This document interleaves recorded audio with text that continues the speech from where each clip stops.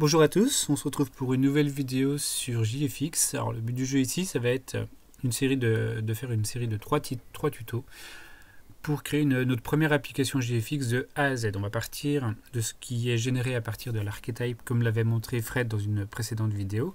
Et le but du jeu va être de construire notre application, on va dire couche par couche en tous les cas. On va déjà s'intéresser au modèle, ensuite aux différentes vues, et enfin la dernière vidéo parlera du contrôleur et du coup de comment on introduit justement cette notion de contrôleur entre les vues et le modèle.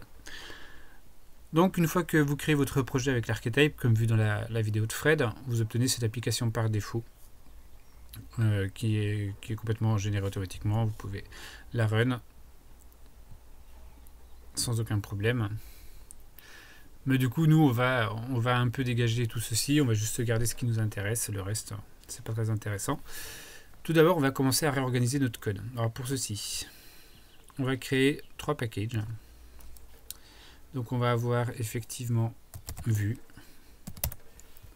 On va avoir notre package modèle. Et enfin, contrôleur.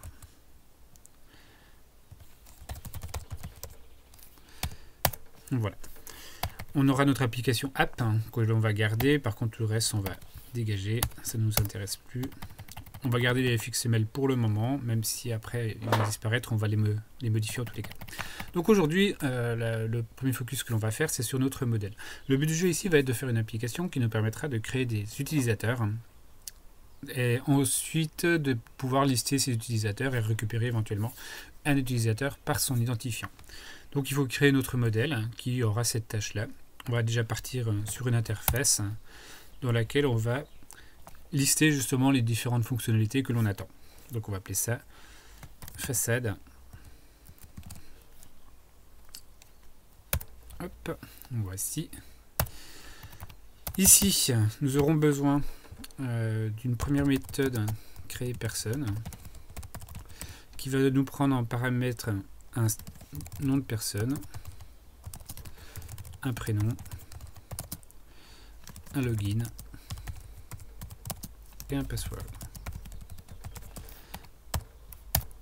Ensuite, nous aurons une méthode une fonction qui nous retournera une personne en disant getPerson by ID et on lui donnera en paramètre un identifiant. Et enfin une dernière qui nous permettra de récupérer une collection de personnes en disant getAll. Voilà. Donc ça c'est la façade de notre modèle, c'est ce que nous voudrons avoir. Et on a besoin donc de générer notre première classe modèle personne. Create class. On va créer dans notre modèle. Ok. On va créer tout ce qui nous intéresse. Donc on avait dit que nous avions besoin du nom, du prénom, du pseudo et enfin du password.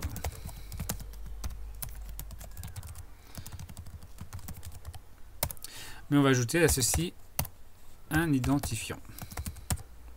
Voilà. Comme vous l'avez vu tout à l'heure, dans la méthode, enfin dans notre façade, je n'ai pas passé d'identifiant. Grosso modo, là, je vais devoir gérer justement ici les identifiants pour à chaque fois que je vais créer une personne, lui attribuer un nouvel identifiant qui n'a jamais été attribué jusqu'à présent. Donc, on va définir une constante. Hop, private static long IDs qui va être initialisé à 0 et on va créer donc les getter setter ainsi que le constructeur qui nous intéresse. Generate donc tous les getter setter. Alors de tout ceci, sachant que je vais juste enlever le setter pour l'identifiant qui n'a pas lieu d'être puisqu'on va l'attribuer une fois pour toutes. Voilà.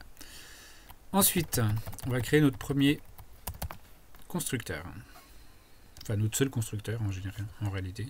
Generate. un constructeur qui va prendre le nom, le prénom, le pseudo et le password uniquement.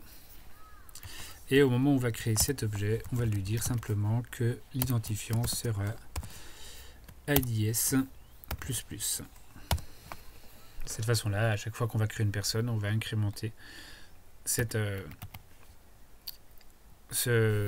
identifiant-là. Et ainsi, si on crée deux personnes, on aura deux identifiants différents. Bon, après, on peut s'amuser à faire un truc un peu plus sexy en disant que là, on déclare ceci private, du coup le constructeur n'est pas accessible, et on déclare une méthode statique dont le but sera de créer une instance en fait. On va l'appeler créer, et le but du jeu c'est de lui donner string le nom, string le prénom, string le pseudo, string le password, et en fait on va juste faire un return new de personne avec le nom, le prénom, le pseudo et le password. Alors à quoi ça sert en général, hein? C'est juste pour éviter d'avoir des new qui se baladent dans le code un peu partout, sinon ça va figer grosso modo, ou ça va créer une dépendance quelque part entre les classes, les autres classes et cette fameuse classe là. Bon, de toute façon, hein, on aura aussi un appel à une méthode statique quoi qu'il arrive, hein. Mais d'une manière générale, c'est toujours une bonne pratique que d'éviter les new en dehors de la classe qui nous intéresse ou en dehors de fabrique dédiée à ceci. Alors, ok. Bah, du coup, j'avais supprimé l'import, mais il est bien là. Très bien. Donc là, normalement, on a créé nos personnes. Ok, donc on n'a plus qu'à créer notre première implémentation de façade. Hop, qu'on va appeler façade IMPL. Hop, ça va implémenter façade. On crée les méthodes ou les fonctions dont on a besoin. Et à partir de là, on va juste ajouter une structure de données qui va nous permettre de stocker toutes les personnes qui nous intéressent. Donc ici, ça va être une private map qui va associer à un long une personne, simplement. On va appeler ça personne. On va créer un petit constructeur par défaut. Et ici, on va initialiser notre map pour éviter le null pointer exception qui risque d'arriver si on oublie de le faire. Voilà. Donc, première chose à faire, ça va être effectivement de créer une nouvelle personne. Donc, à partir de là, on va demander à personne.créer de nous créer la personne qui va correspondre à toutes les infos qu'on est censé lui filer. Là, j'ai mis login ici. Ok. Et password. Voilà. À partir de là, je sais que j'ai récupéré la nouvelle personne a été créée. Donc, il faut que je la stocke dans un premier temps dans ma map. Put, en lui disant que on récupère l'identifiant de la personne et on va stocker, lui associer cet objet dans cette map. Et enfin, la dernière étape, on va retourner ici le personne.getID. On retourne l'identifiant de la personne que l'on vient de créer. Très bien. Donc ici, on va vérifier if this.person.containskey l'ID. Alors, on va pouvoir faire le traitement sans aucun problème en disant qu'on va faire un return de this.person.get et on lui passe l'ID qui nous intéresse. Dans le cas contraire, on va lever une exception, throw new exception. Donc là, on va mettre person not found exception, peu importe, parlons franglais ou pas. On va créer ceci. Bon, on va la laisser dans le modèle dans un premier temps. Hop, on va mettre ceci en tant qu'exception. Très bien. Alt entrée. Add exception to method signature. Dans ce cas-là, on valide également. Et on va mettre ceci dans l'interface. Voilà, donc l'interface normalement a été mise à jour, on a bien l'exception. Et il ne reste plus donc qu'à implémenter notre dernière fonction qui va être juste de dire que l'on va faire un sys.person.values. Values étant donc toutes les valeurs de la map, donc correspondant ici à toutes les personnes que nous avons enregistrées.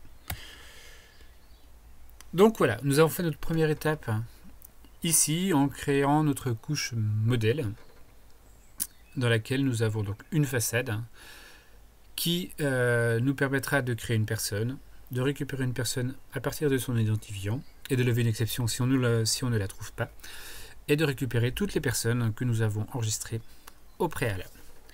Donc on se retrouvera dans la prochaine vidéo pour créer les différentes vues qui nous intéressent. Donc je vous rappelle, deux vues. Une vue qui nous permettra de créer une nouvelle personne et une vue qui nous permettra d'afficher toutes les personnes que nous avons créées auparavant. A bientôt pour la deuxième vidéo. Ciao!